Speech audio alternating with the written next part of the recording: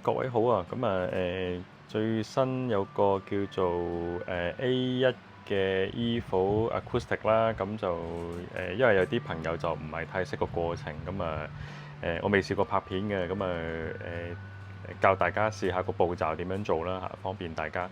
當然我唔係好專業嘅亦都唔係好識得玩呢個曲線嘅，所以大家唔好見怪啦。我淨係純粹拍個過程俾大家睇一睇。希望咧有唔同嘅即係想玩呢一個嘅軟件嘅朋友啦，都可以試下玩下啦咁樣嘅。嗱，首先咧喺我哋之前即係講過話，跟佢嘅網上面 download 兩條 link 啦。第一個就要 download 翻呢個acoustic 嘅一個嘅跟嘅目錄 file 啦。另外咧就仲有一個叫 REW 嘅測音軟件啦。呢個我相信好多人都會知㗎啦。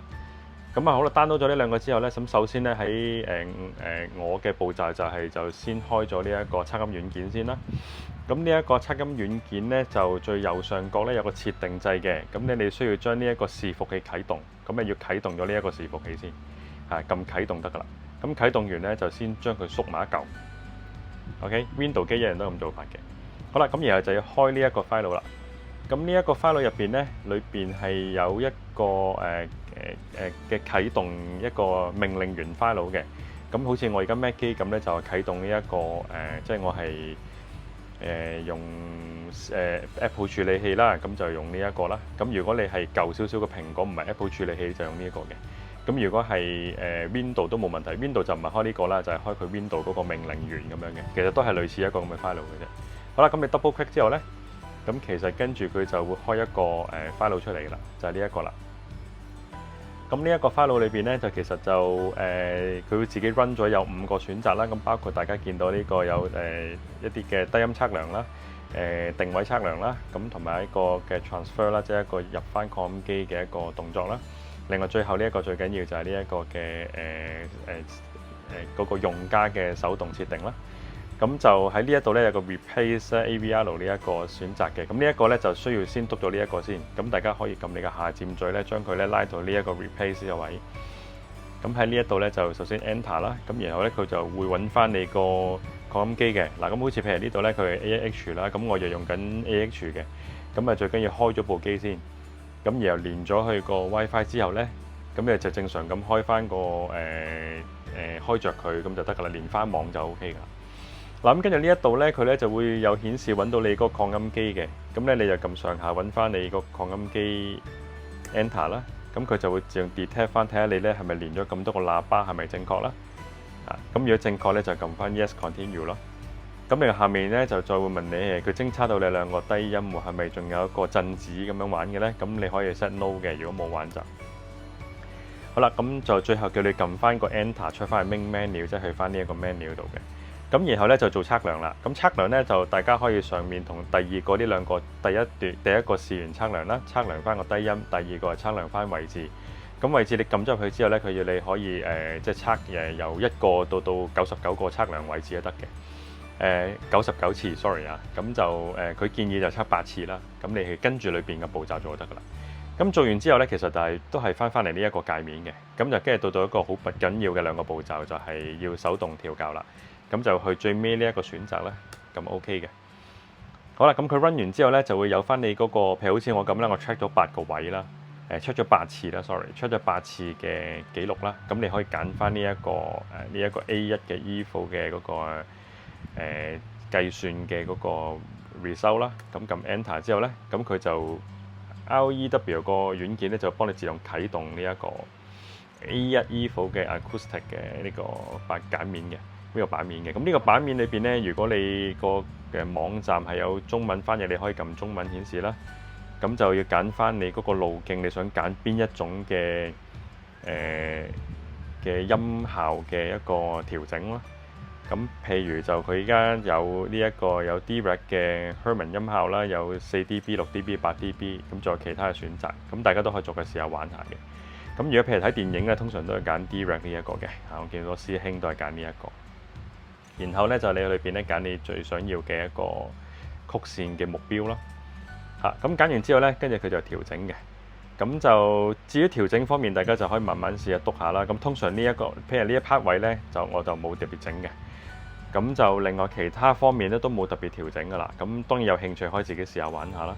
咁最主要係中間面帽嘅。咁面帽呢一個呢，嗰個處理呢，就你可以打呢一個 quick 咧，就打開呢個面帽嘅方式嘅。咁一打開呢一個之後呢，上面同下面呢兩個 option 咧都會自動開啟咁樣嘅，係啦。咁然後跟住咧完成咗呢個步驟之後咧，嗱睇你開唔開呢一個MIMO，即係呢個 MIMO 啦。如果唔開嘅話咧，就可以刪咗佢都冇問題嘅。咁乜都唔搞都冇問題嘅。咁你揀咗嗰個你想要嘅嗰個理想曲線之後咧，就可以撳呢個開始優化，咁就開始優化佢就得㗎啦。咁喺優化嘅過程裏邊咧，就大概要1至2分鐘到啦。咁好似嗱，譬如咁樣，我而家想揀一個曲線咁樣啦，譬如呢一個係啦。咁然後咧，譬如我就唔想開呢個 MIMO 嘅，聽音樂啦，通常就我就穩陣啲冇開啦，咁啊睇下咩效果啦。咁又可以揀咧最尾呢一個嘅優化嘅，係啦。咁程序就開始會自己跑嘅，咁呢個時候就係等嘅啫。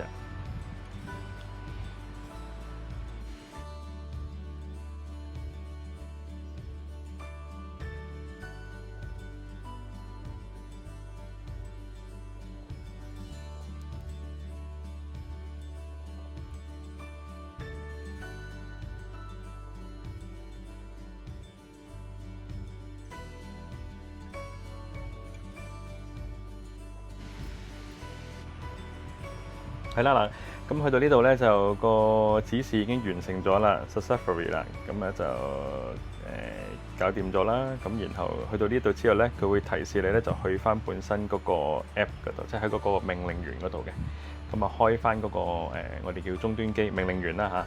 好啦，咁開翻呢度之後咧，就大家會見到咧就係準備咗下一個程序啦，就係要將佢打入翻去嗰個擴音機入邊嘅。咁點樣做咧？就喺翻呢度撳翻個 menu 出嚟啦，咁然後就選擇呢一個第4項嘅 transfer 呢一個選項嘅。好啦，咁 enter 之後咧，佢就會問你用邊一個嘅file 啦。咁譬如好似最近嘅頭先係2:21係啦，最近呢一個 file 嘅。咁如果要撳入去咧，將佢 transfer 翻喺擴音機就撳 enter。係啦，咁呢個時候最後佢就問你咧，你想擺喺呢個preset 嘅1定2啦，咁大家你可以選擇翻你自己個要求啦，睇下擺1定2嗰個位啦。好啦，咁 enter 之後咧，跟住咧佢部機會自動燜嘅啦，咁會將呢個效果咧就傳翻入個擴音機入邊啦。咁然後擴音機就會有反應㗎，咁電視機咧都會有翻個signal嘅，即係 ADAS 嘅 signal啦。咁然後咧個 app 咧佢會自動燜入去嘅 transfer 緊啦。咁部機咧就千祈唔好鬥佢啦，咁啊繼續等佢直接完成啦。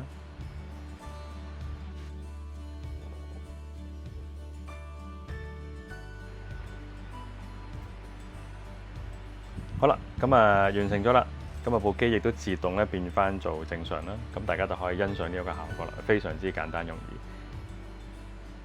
咁當然如果大家想睇翻自己頭先嗰條曲線係點樣咧，亦都可以就咁開翻個REW 嘅嗰個軟件啦。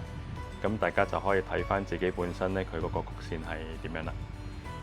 咁不過呢個我就唔係好識睇啦，咁啊靠大家高手自己再慢慢磨，即係睇一睇、研究一下咁樣啦。